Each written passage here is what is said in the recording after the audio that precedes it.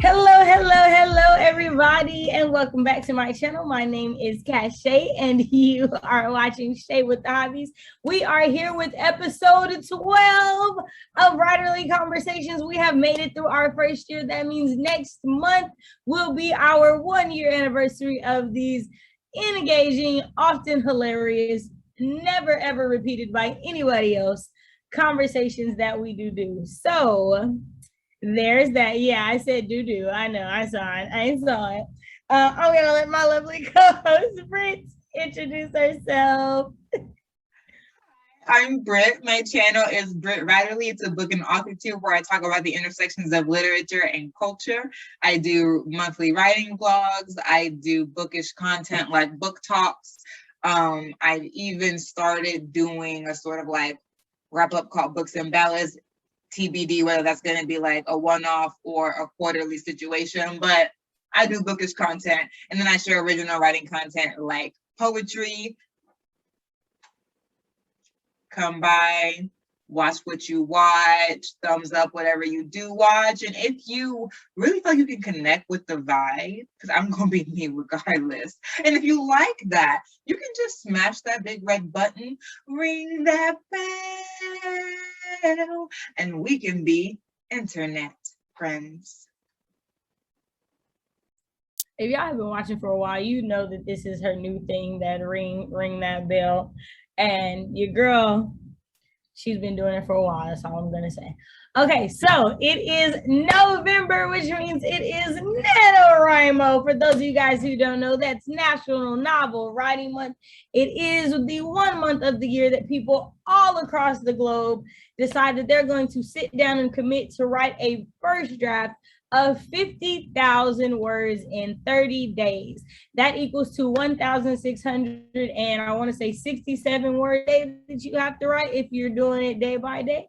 And so it's one of the most like productive writing, months of the year, because people who never write, choose to write this 1 month a year. Is just, this big writing community. And so because there are going to be so many people writing this month, we decided to talk about the toxic side of writing, just so as you are going through this month, you're like, hey, let me keep these things in mind as I'm going through it, because toxicity does make it hard to continue in creativity. And we know that writing is a very taxing job. It takes a lot out of you. And with this month having so many people writing, the community is so big at this time. We don't want you to lose that momentum. Last month, we talked about Preptober and what we do as former Panthers turned planters and discovery writers and what that looks like. And also as me taking a step and trying to plot and plan, because I am trying to write mysteries and thrillers and what that looks like. So if you did not catch that episode, make sure to check the link in the description box, as well as the playlist for the last 11 episodes, y'all. Oh I still can't believe we've done that many. That's so crazy. It has been quite a journey. And it's funny because I don't know that you guys will be able to tell, but our friendship has grown so much from episode 1 to like episode 12. So I'm just like, y'all might not be able to tell, but we know we're a lot closer than we were in that first video. So I think it's awesome. Okay, you guys, so we have 4 things that we want to talk about. And so the first thing we want to get into is the nano word count and how toxic word counts can be to writers' mental health and to their creativity as they're going. Now, the one thing about me is I have never won a NaNo, and there's NaNo that's in November, but there's also Camp NaNo that's in April and in July, which in Camp you can pick, hey, I only want to write 20,000 words, or I only want to write 10,000 words, whatever you choose. NaNo is the strict, you have to write 50,000. And I feel like I need to drop this in here. There are such things as NaNo rebels. So people who have started a draft before, or have already started this current draft and are starting, but are continuing to work on it in this month. So there is that as well. The reason I bring that up is because, even in that, your girl still hasn't won a NaNo. And at first I let it bother me, Like, and I don't know why, because there have been months where I've written 100,000 words in a month. So I don't know why I was letting myself get bothered that in this specific month, I could not write 50,000 words, as if November is not drastically busy for just the average person in general. But it was something that I was letting to be discouraging to me. And I think that for me, it was more so the like, I know I can do this. So why, when everybody's doing it and there's so many of us trying to do it, why can't I do it? And also, I think it's also because in the months where I've written over 50,000 words, like, so I've written 100,000 words, it was never for one project. So I've never been able to put all those words into one thing. And I think that was another thing that was just weighing on me mentally, like, why can't I do this? Why can't I? And I think the conversation isn't just one that I am the only person that's had. You know, I see that in comments on blogs, I see that in comments on YouTube videos, and it's just like, in this conversation, what do you think it is that like gets us to that point that we're letting these numbers, right? Because the bottom line is we don't know that they're good words, we just know that they are words. And let that number kind of beat us over the head with it. What are your thoughts on that? Same. I mean, that's the exact thing, and I've been saying that for months now. I didn't even know what Nanowrimo was the entire time. Now I do. I've been on AuthorTube for about a year. I just celebrated my 1-year AuthorTube anniversary in August, like August 18th or something like that. So I was just, sort of getting my bearings when NaNo came around my first year, because, August, September, October, November, and everyone loses their mind. And I'm like, I'm sorry, what's going on? And so when I found that out, I was like, oh, that's cool. But just like, even in going to writing sprints, right? Even in going to writing sprints weekly and hearing people say like, how did you do that sprint? Oh, I wrote 1,000 words. Oh, I wrote 50. I think I have a different perspective on word count because I'm in grad school, and specifically because I'm writing a dissertation right now. Let's talk about labor real quick. The labor that goes into writing 50 good words in a dissertation is monumental. You can't see what my office looks like. You can just see this slice of cleanliness. But like, I have a stack of books beside me, pretty much wherever I am in my house, except for my bedroom. There are books all over my house. And this is just on Black women's health, race and gender, monstrosity, speculative fiction and race, and interpreting African-American literature post-civil rights movement, so post-1960s. Did you hear that thud? Okay, to say something about monstrosity, about science fiction and fantasy, about slave legacies, about Black women's health, protagonist representation, all these things. And in my dissertation, I'm gonna need to read these books and then interpret them and then agree or disagree, footnotes, all these different things. So it's like, in 30 minutes, how many words did I write? 5, but they were darn good words, let me tell you. And tomorrow I could delete that entire sentence. But that is helping me get through to this total. So for me, the way that word count in this particular like AuthorTube writing community was just like, it was very microwavy. I was like, quality over quantity. For me, like quality over quantity, and also let's not get into the habit of invisibilizing labor. How much and how quickly you can write something definitely depends on the genre and how much you need to do in order to be able to write those words in a way that the genre conventions expect and the rigorous standards of that genre find appropriate and passable. And so for me, it was like, if I'm working on my dissertation doing a writing sprint, you're never gonna hear me say that I wrote 1,000 words. That's just not gonna be a thing, because of the thing that I'm writing and the attention and the thought that it requires. I just That's just not really a thing.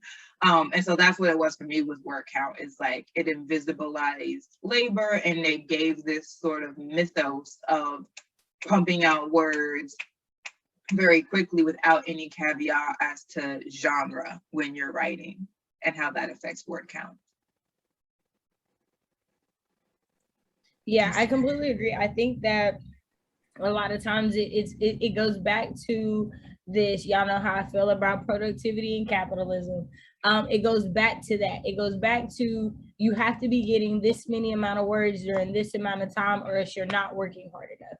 It goes back to this is what you have to do because time is money, and this is, you know, this amount of work ethic deserves this amount of compensation. And like for me, it's not something I realized was even bothering me until I got to the start of this year, and I realized I was writing a lot and I wasn't finishing enough a lot. And that kind of takes us, I think, and I apologize, I know I'm moving around the 4 things that we originally had, but that kind of takes us into the incomplete loop and the toxicity of always writing and never finishing. Like I gotta write every day. I gotta write every day. I gotta write 1,000 words every day. I gotta write 2,000 words every day. And it's like you hit those words, but what are you putting out there? The number of blog posts that I have written that the world has never seen is ridiculous because I wasn't putting in the work to actually finish and deliver a finished product. And sometimes going back into the word counts and whatnot, it goes into, I need to be doing this much of this much of this much because that's what everyone says. But it's like, what is that end result? What are you doing at that point? Right? Because it's like there's other things that need to happen, right? You can work out all you want. If you don't change your diet, you're going to have issues. There do need to be other things you do to accompany this one thing that you want for this goal. Our goal is to publish a book.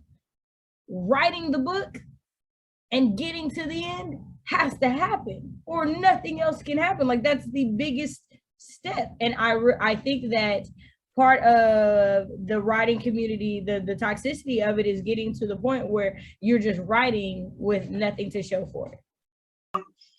Totally agree. For me, the incomplete loop is that producing a bunch of different projects that are all incomplete. Cache knows this very well. We mentioned it in the Preptober video. For me, the incomplete loop is rewriting the same book over and over and over again. Because I didn't do one that I want to. The other thing about writing that can be toxic is constantly holding ourselves accountable for learning when that's what we're supposed to be doing. So on the one hand, the incomplete loop was me just not knowing some things about the craft of writing that would have made that version different, easier, better, whatever. So some of those rewrites were unavoidable for the stage of learning that I was in writing. But some of those things were because of the pressure I felt, the fire I felt, the impatience I felt to produce without giving myself time to learn about craft and giving myself time to prep for writing. Don't no runner just take off down the track without stretching, without hydrating. My dad's a basketball coach.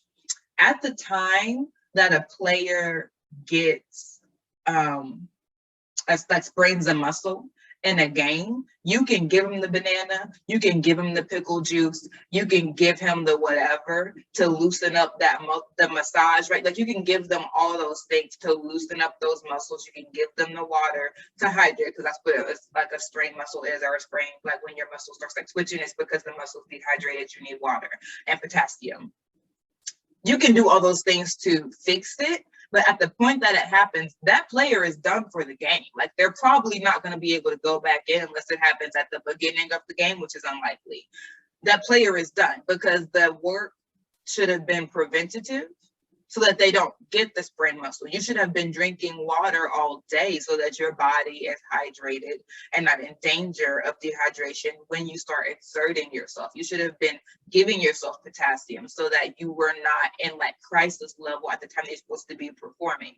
Same for the writer. At the time, for me, most of my writing blocks have been because I didn't know what was supposed to happen next. And then I hit that brick wall, I lose momentum, and then I just make something up that makes no sense to get over that lack of knowledge that I have in the story, and I go on. And then I finish words, yay! And then I realize that that placeholder I put in was like using low-grade concrete to build a building. You're going to have to tear the entire building down to lay proper concrete. You can't just like shove concrete in under the foundation of a building. You're going to have to remove what's on top of the foundation and redo the foundation. That's what the incomplete loop was for me. Having to remove all the work I did before, all the writing that I got done, having to move that out of the way to fix structure because of me being impatient to produce words, right? And so like, I think that's where the writing count comes back to bite us. And that's where like toxicity of productivity comes back to bite us, is we don't take the time that we need to establish really important things about the story. And then we pay for it later by having to rewrite the story once we have those questions answered and the way that they actually need to be answered after we take the time that we should have taken to begin with. I completely agree. I completely agree. I think there's just a lot to be said about learning when to let go, right? Like it's a lot to be said about that. And I know me and Britt in our personal conversations, we have come to the realization that there's only so much we're going to be able to do. Like writing is so subjective when it comes to actually getting to the querying and the submission stage. Like you're not going to be able to please everybody. Like that's going to be a thing. And that gets us into our third part of the toxicity of writing, the toxic side of writing, too many cooks in the kitchen. So, you know, the conversation about beta readers and critique partners and alpha readers and sensitivity readers, which I will say, I do think you need all of those. I will say that usually my alpha readers and critique partners are one and the same. The first people to read my draft are always my critique partners. So I will say that that could be different for some people. I know it is for me. But I do think you need people who are not your critique partners to read it, people who read in the genre. I think you need people who are in the life story of the characters that you are willing to tell to read as sensitivity readers. But there needs to be a balance. There needs to be a striking of a chord of, hey, well, let's see what falls on this line. Let's see what falls on this line. But let's also know that I can't have 20 people reading this and taking in 20 people's feedback over and over and over again for 3 or 4 different stages of a book, right? Like that's a lot. That's a lot of people's feedback to incorporate. And the truth of the matter is, as the writer, you have to understand that not everybody is going to be able to see the vision for your book. That's going to be the thing.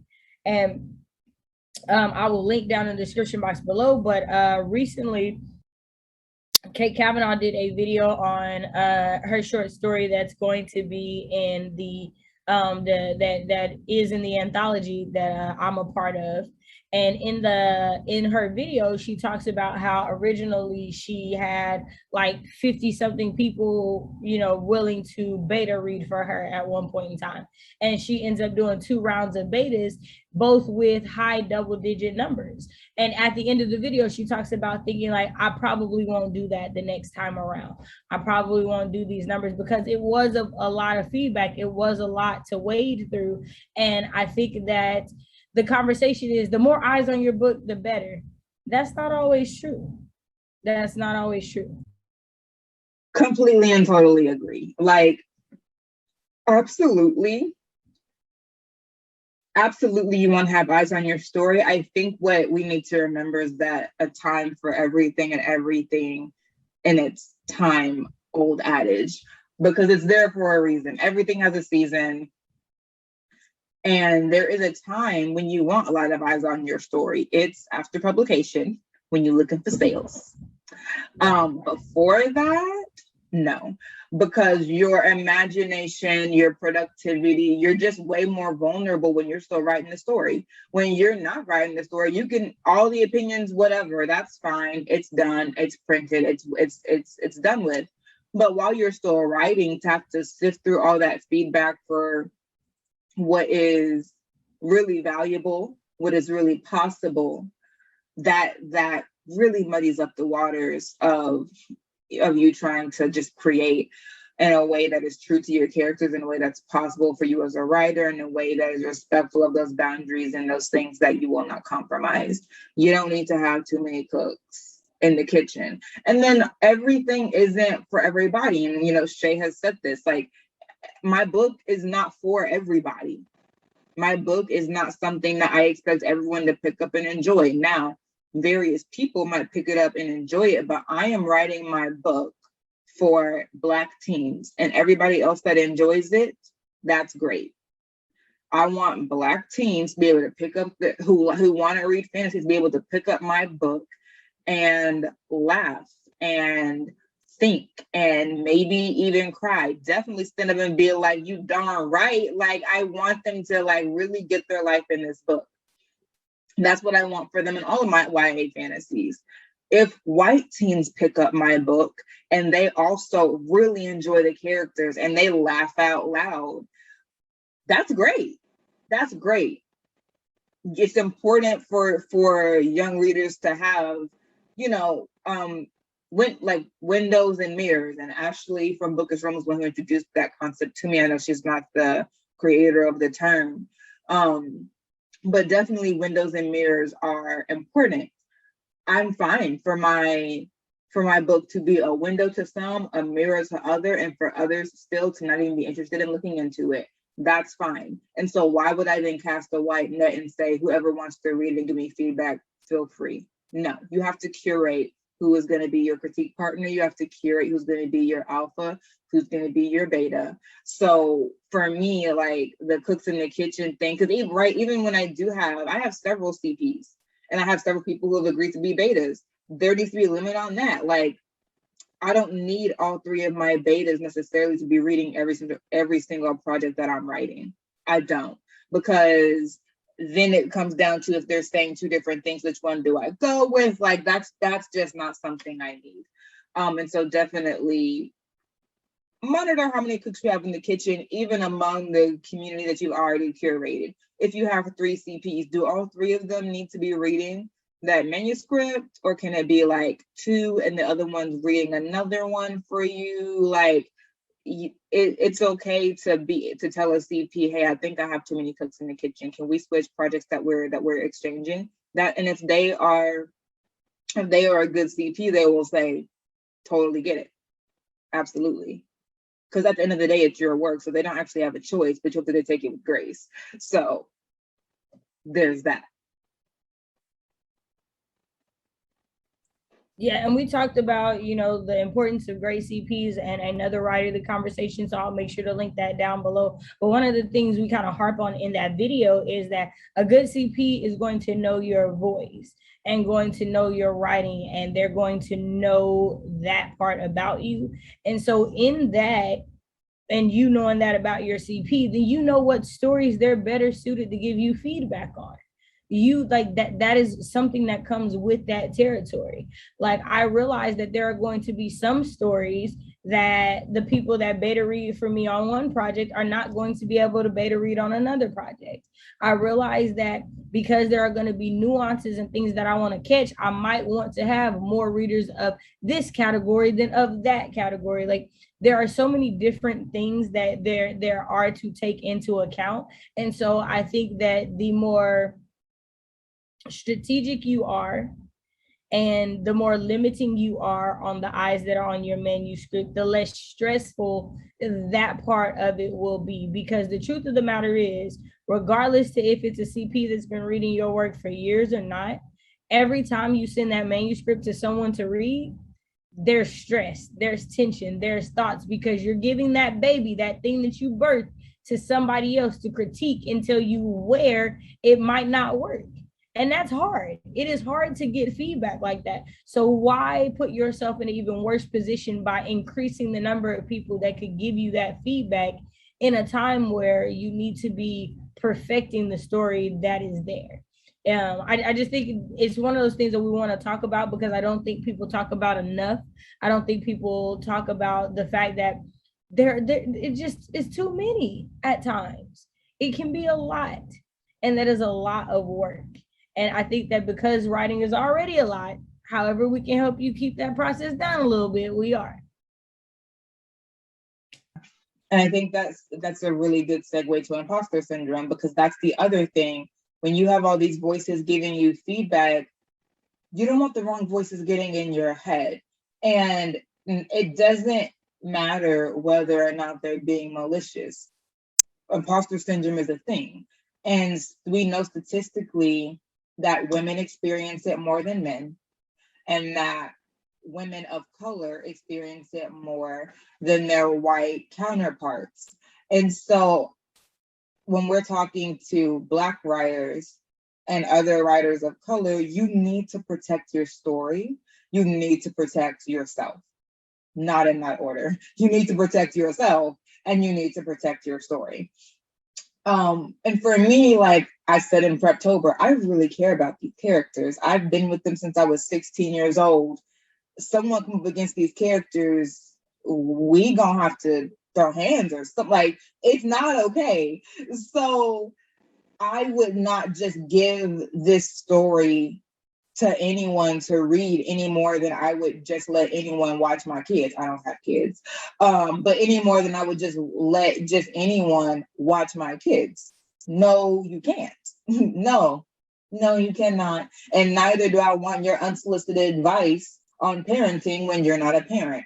In the same way, I don't want your unsolicited advice on my story, full stop. Because at a certain point, it doesn't matter if you're a writer or not, if you're a writer in this genre or not. Everyone don't see the vision, like Cache said. I have gotten feedback from writers before who I respect. I really respect, and I don't respect them any less because of their feedback. It was helpful, but you're not going to be able to institute every point of feedback from every person. And so it just makes your job filtering harder when you have too many voices. And then those voices start slipping through the filter and getting in your head and making it seem like, well, if everyone doesn't like this one thing that's an essential part of the vision, maybe they don't want to hear my voice because this is what I want to say, right? And that black hole is really, really hard.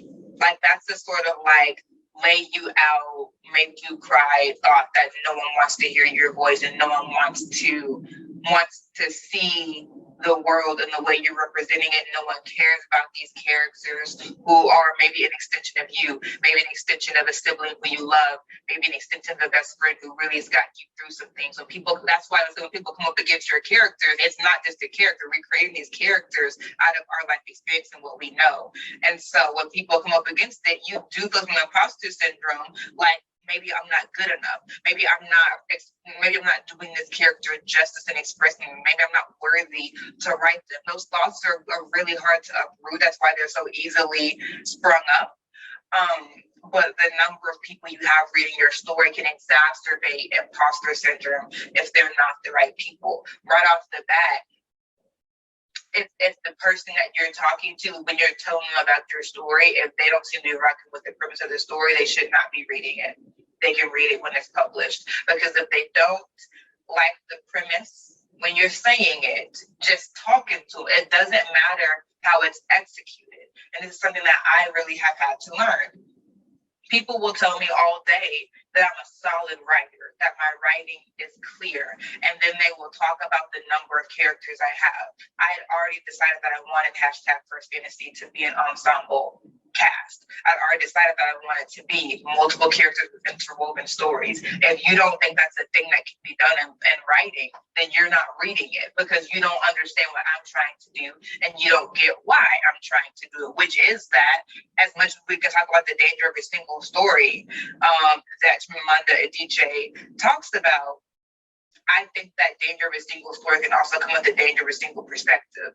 There is no one person whose perspective is encompassing everything. And I want to show multiple perspectives and multiple reactions to an event. That's important to me. If someone is saying that that's not really a thing that the novel can do, that I don't want you reading my story, because I'm trying to make these 6 characters POVs clear, and you don't even believe that they should all be speaking. That's kind of a heavy thing, that you don't think that all my characters should be speaking, right? And so, and not that they mean it in that like political way, but I take my work seriously. So for me, I'm thinking my reason for having them all speak is political. And so if you don't mean it in that political way, you don't get it. And if you don't think that that's a good enough reason to have them speaking, it should still be one you can do it another way, you don't get it. And so you need to have some non-negotiables about, if I'm going to tell this person this thing, if they don't get it, then they're not going to read it. Like, really get into the practice of screening who gets to read your story before it's published, because that's a privilege. Yeah, no, I completely agree. Because like, you know, getting feedback on the story that's in the anthology that I was in this year, getting some feedback, it really ate at me. And not because I thought that the feedback was bad, but more so that it was like, well, I can't do anything with this feedback because of where I am in the writing process of this story. And then it was like, well, maybe I should just pull the story completely. Maybe because if this is this big of an issue because of how much I respect this author and where I see them as, maybe I should just pull the entire story and just figure out something else and just wait until another opportunity arrives. And it took, you know, talking to, you know, a couple of my CPs and being like, look, everything is not for everybody. Everybody is not going to feel this. I read the story, and even knowing what I know because I'm your CP and I knew what was coming, I was still surprised by this. This still did this for me. This was still a thing. And so for me, you know, again, back to the importance of a good CP, you need someone who can do what? Edify you. Edification is very, very important in a good CP relationship, let me tell you. But it was in this moment that I had never, ever felt any qualms about how good this story was until I got that feedback. Anybody who's seen me, like, I know it's a good story, and that's how I felt. And I got this feedback and immediately began doubting myself, feeling negatively in a way that I had never felt about this story. And that was not the person who gave me fault for that feedback. They gave me what I asked for. They were thorough in what they did. And I don't think that their criticisms were wrong for what they saw in the story. But what I am responsible for is what I do and how I internalize the feedback on the words that I write. And imposter syndrome can attack anybody. It can come up on anybody. It can come at any point in the story. The point of me saying that I didn't have any qualms about my story is that I didn't feel like there was anything wrong. I wasn't ready for this feedback. I didn't expect it. And so there wasn't a lack of confidence in my words beforehand. But upon getting this, I did start to feel discouraged and kind of want to isolate myself. And I was like, no, I'm just going to go to sleep. I don't feel like talking to nobody. I'm going to just take a nap and I'm going to think about it and I'll figure it out when I wake up, type of deal. And it's one of those things that I wanted us to talk about, because you don't see it coming when it comes. And it can develop from something from people that you respect, from people who are well-meaning, from people who you know are not saying these things or doing these things to hurt you. And so I just want to just reiterate that, like, imposter syndrome is not something that you can see coming. And it's not something that isn't influenced by people around you. It is. You get imposter syndrome looking at people getting book deals and getting agents and getting these things and feeling like, dang, I know I'm a good writer. Why is my story not getting picked up? Which we will definitely have a future Riley conversations about this and the subjectivity of publishing and that which it is. But those things apply to that, right? Like me and Britt have definitely had conversations about people we've seen publish and being like, I wonder if I'm going to be able to make it. I wonder if I'm going to be able to get there, because there are things that I see that I know I'm not willing to do, and I know my story doesn't do. And so you have to, one, make sure you aren't falling into the trap of comparison. Like, you are going to compare yourself.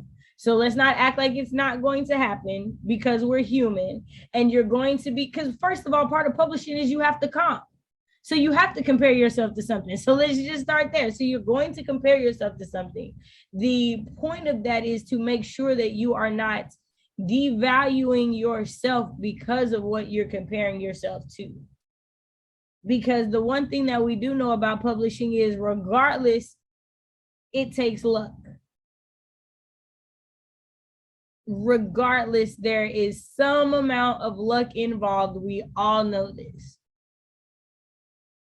I just want to piggyback on what Cash said about imposter syndrome. So, because it's Nano month, right? So, and to be clear, we are not saying that Nanowrimo is toxic, right? Because Nanowrimo gives people an opportunity and a community and motivation to write in ways that they may not feel empowered to and supported to the 11 other months of the year. That is important. And we are taking nothing from that. What we are saying is the compressed time of writing in 30 days, 50,000 words. We take that and then put ourselves in certain dangerous positions mentally from comparing ourselves to other people, from having too many voices in our head, too many cooks in the kitchen, from getting in this infinite loop of writing, from not being prepared to undertake the task, et cetera, what we've said, right? And so just to say, when you're looking at people, when you're in this writing community this month and people are, I want Nano, and you're on 20,000 words 3 weeks in, even like, Nano will send you emails and be like, hey, you're not where you said you want to be. We just want to remind you that you can adjust your goals if you want to, right? They want you to win, and not necessarily like, I got 50,000. They want you to accomplish a goal. That is what they want fundamentally. If you need to adjust that goal, there is no shame in that, right? Do whatever you need to do to where you will be able to write another day. Not do whatever you need to do where you'll be able to hit an arbitrary goal. Because 50,000 words is nobody's actual book size unless you're writing middle grade. You're gonna have to write more. It's not about saying, oh, I wrote whatever. It's about saying, like, I set this dream in motion. I did step one. It was a hard step, but I did it. And that may not be 50K for everybody. For some people, it may be 25K or a zero draft or a first draft or revising a first draft, right? Whatever. But if your comparison to somebody else during Nano is not clarifying your own goals, your own character, your own story, you ought not be doing it. Because even in publication, right, when you have to have comps, the point of comps is to say what readership your book will attract and what other stories that people know are similar to your story. So that if you're saying, because we haven't read your story yet, right? So it's like X and X. And it's like, oh, okay, I got it, right? It's for the point of clarification. If it is causing confusion or conflict within yourself, put it off to the side and invite it to leave. Invite it to leave. It's not useful. Comparisons can be healthy. They can be clarifying, but they can also be dangerous. And just being very aware of that in Nano is really important. And sometimes it's best to just keep your eyes on your own paper, especially in the early stages of writing, which your writing project might be during Nano. If it's a new project and it's, we're starting from 0 and 150K, keep your eyes on your own paper. You don't need to be comparing anything for any reason. It's too early. So just let it be what it's going to be, rather than looking at comparisons. Just focus on having community to be with, not to compare with, not to stand side by side and measure, just to dwell with in camaraderie.